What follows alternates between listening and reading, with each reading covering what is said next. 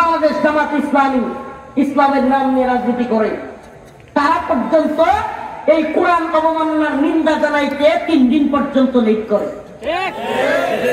কোরআন আবার কি করে, আমরা সংসদে কোরআন নিয়ে যাব, সংসদে কি করবে, কোরআন নিয়ে যাবে।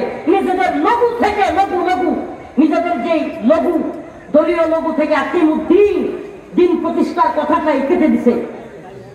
আবার খেলা আন্দোলন, মানুষের লেখালেখি, বিভিন্ন আন্দোলন না, মানুষের লেখালেখি সমালোচনার পরে আবার কয় ঠিক রাখলাম। আবার বিদেশি রাষ্ট্রদূতদের সাথে যখন বৈঠক করে, ওই বৈঠকের পিছনে যে লঘু থাকে দলীয় লঘু, ওইটার মধ্যে আবার আতিমুদ্দিন নাই।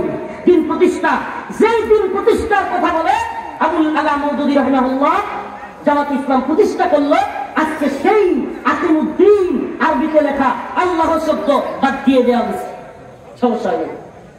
আর আমার দেশে নর্থ সাউথ ইউনিভার্সিটিতে দিনে দুপুরে একটা ছেলে হিন্দু কোরআন হাতে নিয়ে নাউযুবিল্লাহ জুতা দিয়ে পিঠে, জুতার নিচে পায়ের নিচে রেখে কোরআন অবমাননা করেছে।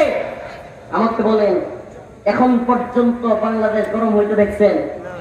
হ্যাঁ, কি হয়ে গেল আপনার? এখন আপনি ফিলিস্তিনের জন্য মায়া কান্না করেন, আপনি ডেনমার্কের কোরআন অবমাননা হলে চিৎকার করেন। আপনার বাংলাদেশে নর্থ সাউথ ইউনিভার্সিটির মতো ভার্সিটিতে অন্যান্য যুবকদের সামনে কোরআন অবমাননা হচ্ছে, আপনার অবস্থান কোথায়? আপনি কেমন অবস্থান নিয়েছেন? নাম বলেই বলছি, আমার কোনো কিছু যায় আসে না।